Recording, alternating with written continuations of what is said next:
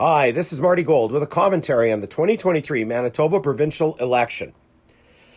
Based on the fake news that was dished out on the eve of the writ being dropped, I shudder to think of what kind of fake news is going to be dropped on the final weekend before people go to the polls on October 3rd.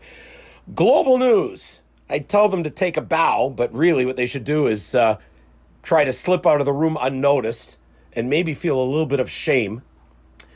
Manitoba election countdown. They posted this weekend. Unofficial campaign heats up as PC's NDP enter tight race. And so the story goes with some basics setup stuff.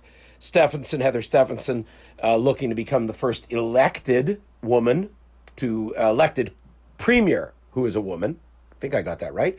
And then juxtaposing that with her chief opponent, Wab Kinew. And if the NDP wins, as this report put it, Kinew will make history as Canada's first, quote, First Nations provincial premier. Now, why they didn't say Indigenous, I don't know. I don't get First Nations. Trying to be probably too clever by half. And then this being an online story, here's a picture of a semi-smiling Wab Kinew. And then the doozies start. Stephenson's party has been behind in the polls for most of her time as premier, but that gap has narrowed. Would somebody please teach the reporters at Global TV how to use Google?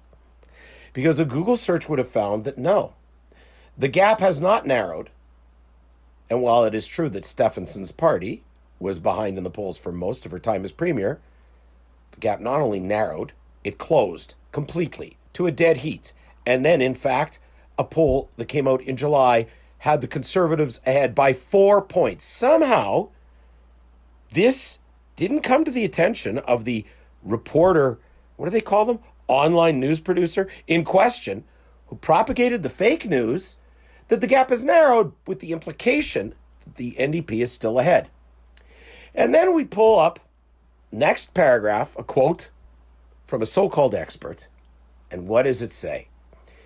Heather Stephenson, since coming into office, has been very clear that she is supportive of the so-called Freedom Convoy.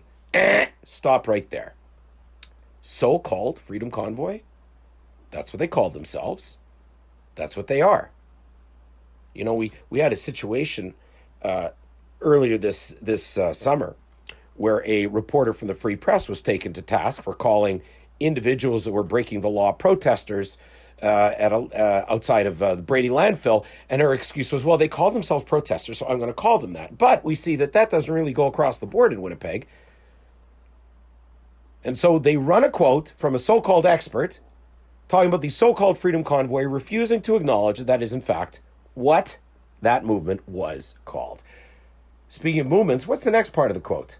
She's supportive of the so-called Freedom Convoy, the anti-vax movement, and is very willing to stoke divisive language when it comes to Ottawa and Justin Trudeau. And where did this quote come from? None other than Nagin Sinclair, described as a professor at Native Studies, University of Manitoba, but not described for what he's better known as, the anti-white, anti-science columnist in the Winnipeg Free Press. That's the first quote they come up with. First, Global News sets out the fake news with the inference that Conservatives are in polling still behind. And then the first expert they quote connects Heather Stephenson with all these buzzwords to create fear and loathing among the readers of Global News Online. So-called Freedom Convoy, anti-vax movement, stoking divisive language when it comes to Ottawa and Justin Trudeau. Has Mr. Sinclair, Professor Sinclair, bothered taking a look at any of the polling lately? Has he spent a moment outside of his own bubble to see just how revolted people are by what's gone on with affordability in this country?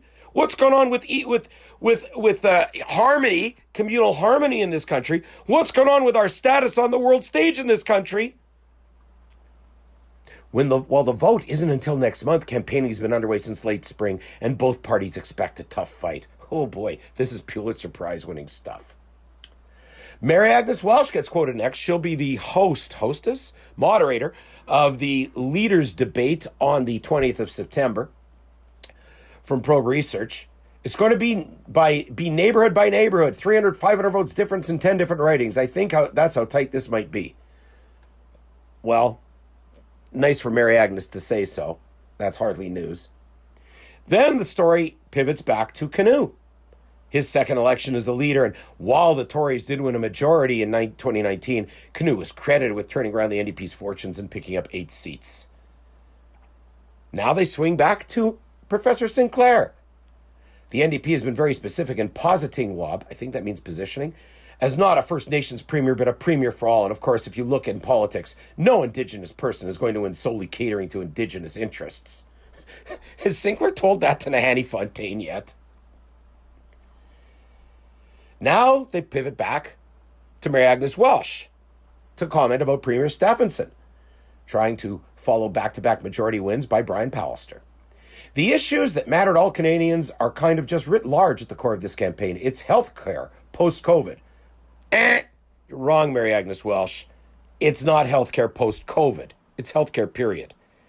And the public also knows that it was quite in a state of ruination under the NDP to start with, before Pallister kicked them to the curb.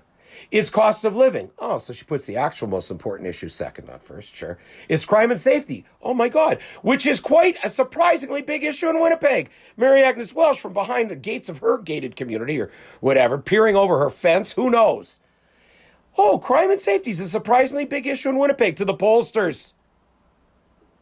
Look at these experts they haul out, completely detached from the reality that you are seeing with your own 2 eyes on the streets of Winnipeg and around Manitoba on a daily basis. This story then moving on to describe the key battleground in the election will be ridings that ring Winnipeg. The PCs hold suburban ridings as those ridings. The ring around Winnipeg, how nice of them to explain what they meant. That the NDP must win if Canoe has a shot at power. The PC campaign will be geared at convincing voters to keep these ridings blue.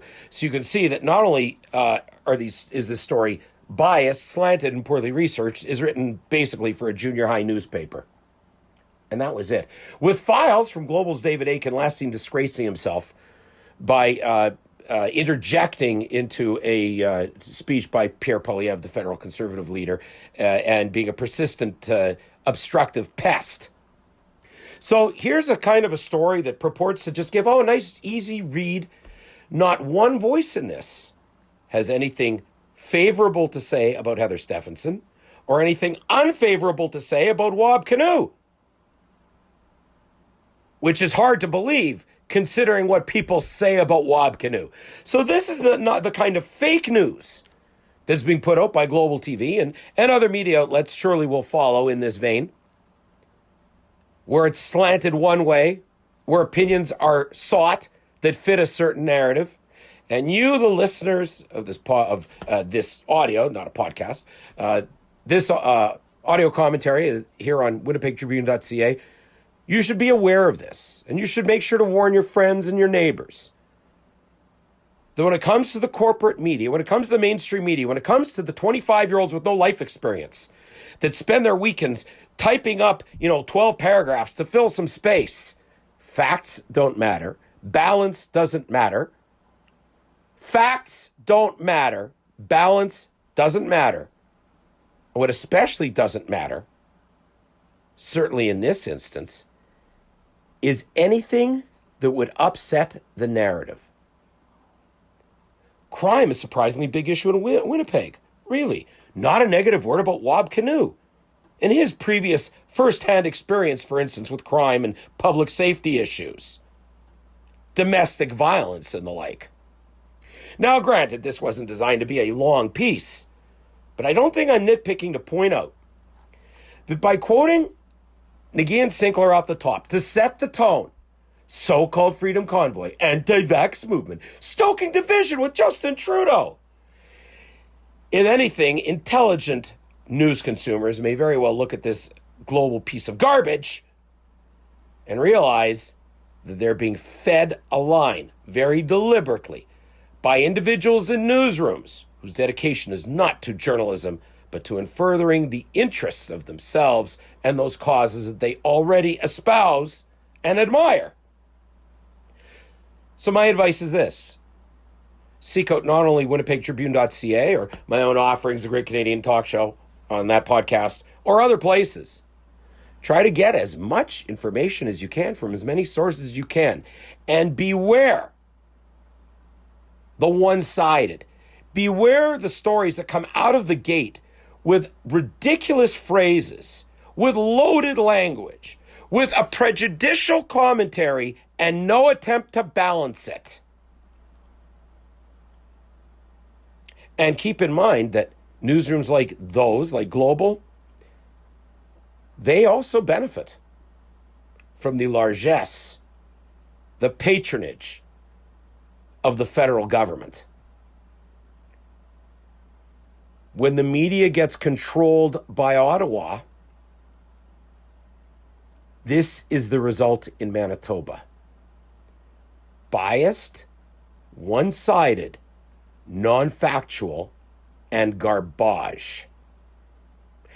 However, here, winnipegtribune.ca, certainly you'll get some information that you'll find useful, some information that will be factual, and some information that may help you decide which way to cast your ballot on October the 3rd. I'll be back with more news, analysis, commentary, and opinion here on winnipegtribune.ca.